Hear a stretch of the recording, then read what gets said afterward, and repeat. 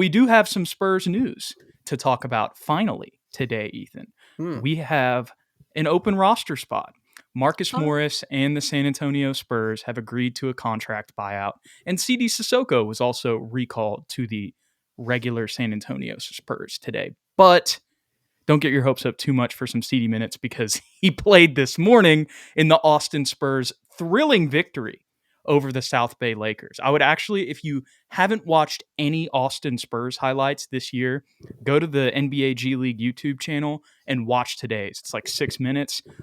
It was a real competitive game, and it was eerily similar to the Clippers-Lakers game last night, except unlike the Clippers, and granted, the Austin Spurs didn't have to go up against LeBron James, probably the greatest player of all time. But at the same time, they did have to go up against first-round pick Jalen Hood-Schifino, who had 38. But Paul Watson had 44 with 9 threes, Ethan. And the Spurs pulled it out. And Serge Ibaka made some clutch plays as well on Jalen Hood-Schifino defensively. He hit 4 straight free throws when the Spurs were up by 1 to kind of seal it. I tweeted about that. But yeah, a pretty entertaining, probably the most entertaining Austin Spurs game that I have seen this year. Honestly, if you do want to be entertained, you should go watch the Austin Spurs because they are a little bit more competitive on most given nights than the San Antonio Spurs are. But it's great to hear about Serge Ibaka, right? Not Serge Ibaka. CD Sissoko coming to San Antonio Spurs. To me, that kind of he's actually on a full contract, right? So Yes. I'm hoping that now he'll actually get some meaningful minutes. I know he was recovering from that injury, but I'm a huge fan of his game. I know you are. I think you were more of a fan of him initially than I was. I think you actually thought he might play from the get-go, if I'm not mistaken. I can't remember. I honestly may have said that. If I'm overstating, I apologize, but I remember you being high on him. To say I the was, least. for sure. But basically a Boris Diaw replica, but with better athleticism and better defensive upside. And really better upside all around because he's only, 19 years old? He's still 19. Big fan of the unselfishness that he plays with. Obviously, there's a French connection. And coming off of our bench, giving us a little more energy and athleticism and juice, I think that what the hell? Why not? Give him some meaningful minutes because we're not going to win ball games anyway. So let's throw him out there. Maybe instead of Cedi Osman, which is difficult to say because I love Cedi Osman. We both do. He's a very consistent player for us. But at the end of the day, is he a part of our long-term future? Not really. And is he helping us win games? Obviously not. We're last in the conference. So I'm excited for Sissoko.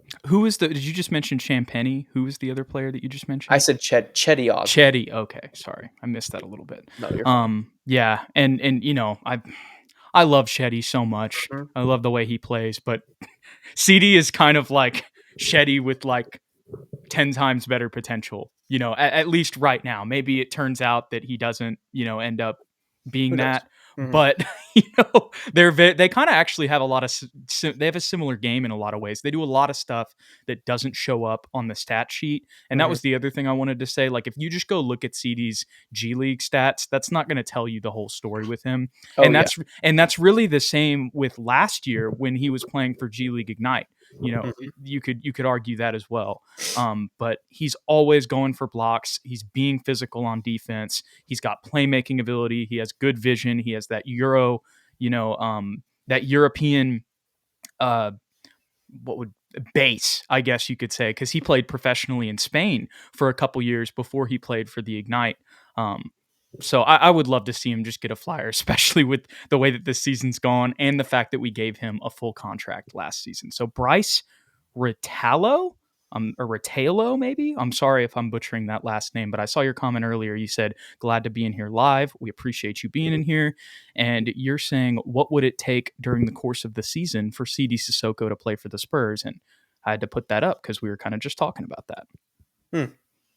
Beautiful. I think you'll see it sooner rather than later, Bryce. Yeah, especially at least in the last 2 weeks of the season. I think we might even see some David Duke Jr. in the last 3 games or last 2 weeks of the season, dare I say, Ethan. I don't know about that actually, but I think there's a chance for it for sure. I think you will definitely see some Barlow, Sissoko, Wesley, Branham minutes in like the last 2 weeks of the season at some point. Maybe it's only like one game, but think Mm. about the Dallas game to end the year last year, Ethan. Yeah, that's exactly what I was about to say. Is last year, I don't think any of us expected Barlow, Mamu, Champagny, Bassi, all these random guys that showed up halfway through the year to play consistent minutes, and they ended up doing it and really earned themselves some roster spots. Yeah, and I'm glad you brought that up because there were some other thoughts that I had regarding this open roster spot. There's two things I want to hit on. The first thing I want to hit on is last year when we were in this situation, we picked up Sandro Mamukelishvili. Mm. And I think it was a little bit earlier, and I can't remember exactly who we let go of to open up the roster spot. Um, was it Kem Birch? Or no, was that before the season No, it was started? before this season. Okay. I think it honestly might have been no, Was it after the trade deadline? Maybe we just had an open spot. maybe because let's see, we traded Jay Rich for Devontae in 4 seconds. Then we traded Jakob for. Did we get a player in return for Jakob? I don't think so because that's Toronto, right? We just got Mm-hmm. picks, right? Think we got I'm bad at picks. this. And if we had gotten somebody, maybe we just released them. I'm like, no, we got Kem Birch. I'm gonna look up the We got Jakob. Kem Birch.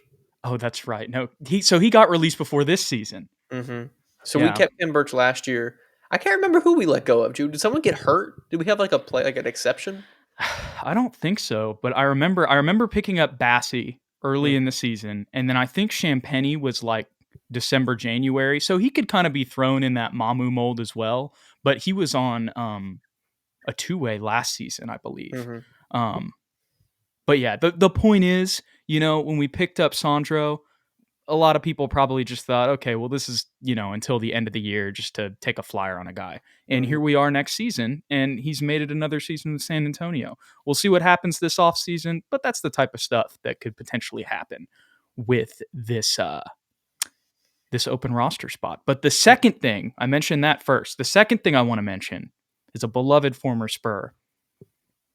Dude, the balloons, they just appear out of nowhere. I don't know what I don't know, dude. Like for those of y'all listening on Oh man. podcast, the Apple balloons just came up in my feed.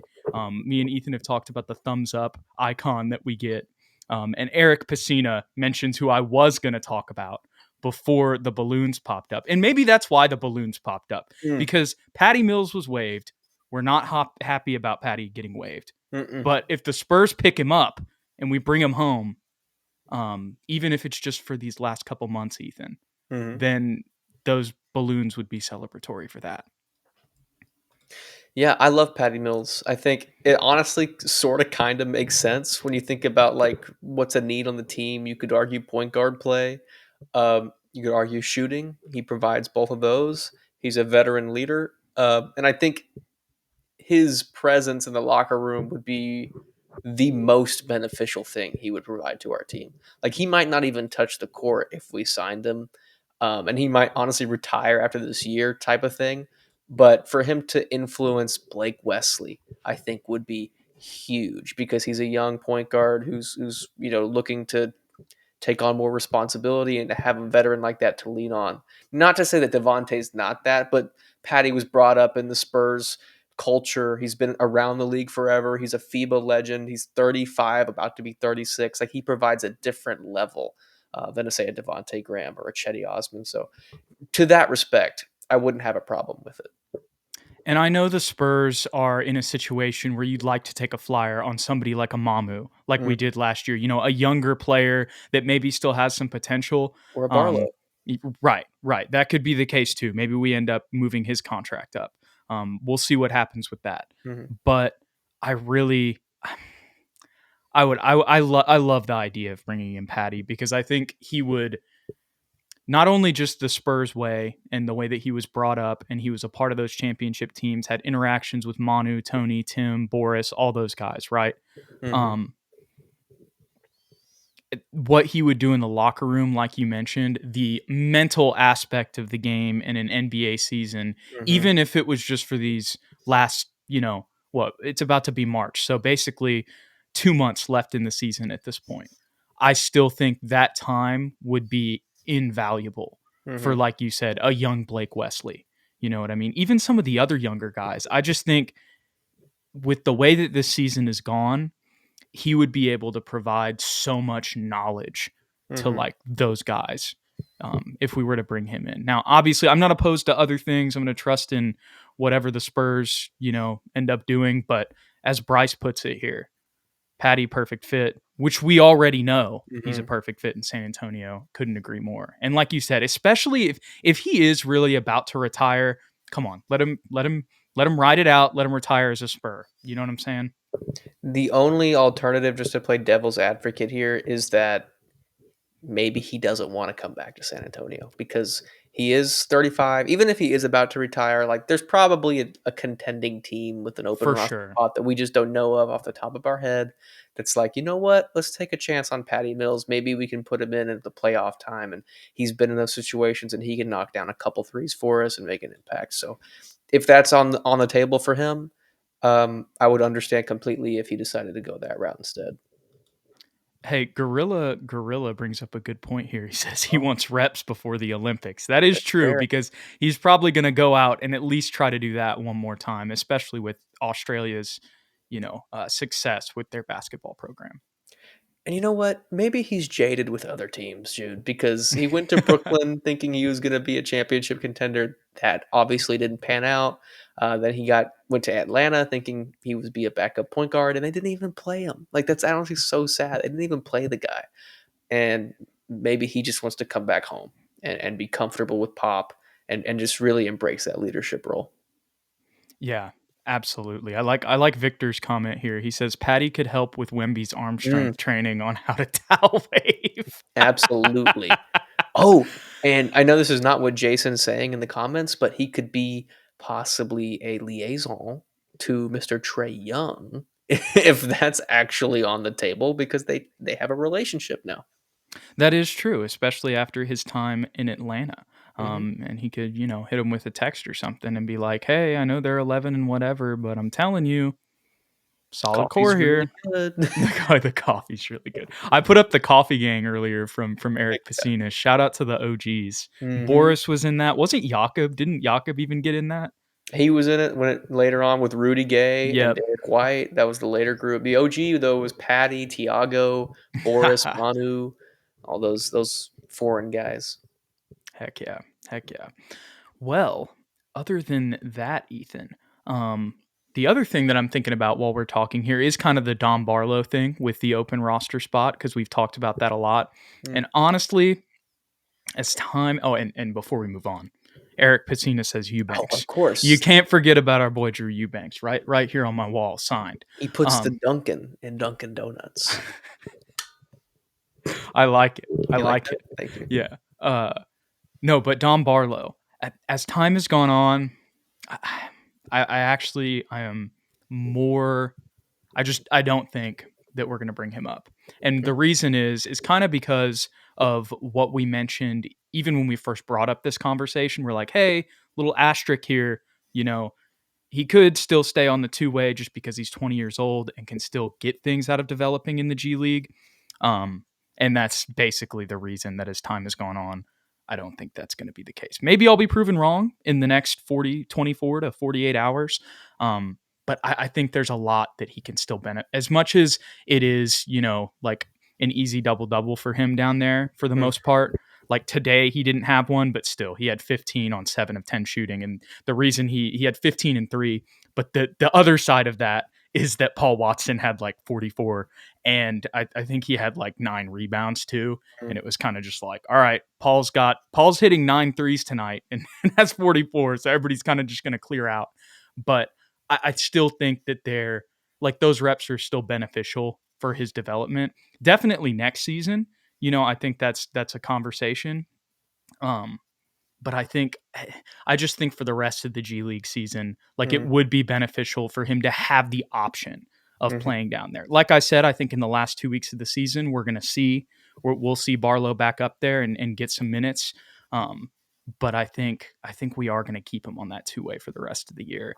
And the more I think about it, I kind of see it. He's just yeah, still 20. You know what I mean? And the other thing I was thinking about with this too, Ethan, is like there's going to be some G League playoff reps in there. Mm-hmm.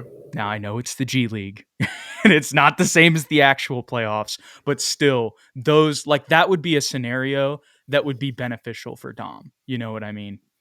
Absolutely. And something I forgot about, honestly, until you just said it, like Zach Collins is still on a 3-year contract, so we're likely going to want to play him despite Don Barlow maybe outplaying him. Plus, we've been giving Mamu more minutes. Right. Sissoko was just recalled, so he's going to probably get some minutes at that 4 spot. And you also have Chetty. So there's really not a lot of, like, strategically, if you're going to bring someone up, what's the only position we really need is at like that point guard spot or shooting guard spot. A guard. We don't necessarily need any more bigs. Um, so yeah, let him develop in Austin. That's fine. Now that the more we've talked about it, the more I actually want Patty. Uh, Mm-hmm. and just to bring him up because everyone always brings him up. If it was a choice between Killian Hayes and Patty Mills, I think I honestly might throw my hat at Patty Mills. If I'm being completely honest. I'm sorry, guys. Yeah, I've heard that one too. And like, say in the next 2 days that actually does end up happening, I'm not gonna be mad at that either because No, no, me neither. that would be similar to like Mamu, like we were saying, a Mm-hmm. younger player that has more untapped potential, even though it has been a struggle for him in Detroit. But granted, it's also Detroit. You Mm-hmm. know, um, but yeah, I think if I had to choose two, Ethan, it's if it was any other veteran point guard, obviously I'd roll with Killian Hayes. But the stuff that I think Patty could instill in our guys in the next 2 months, even though it's a limited time, like I said, I think would just be invaluable. It's sad. Like, this is definitely not going to happen because I think he will either choose retirement or want to play for a contender. I don't think he wants to come back here necessarily. But Danny Green is also out there, just sitting at home. Imagine if that happened. We just bring both of them home. Come on, We guys. only have one roster spot. I know. Let's cut Uh, somebody. Let's cut. no. Let's waive anyone. Wave anyone. Bring Danny back to train Julian. Honestly, like literally, let him train Julian and let Patty train. What's his name? Blake Wesley.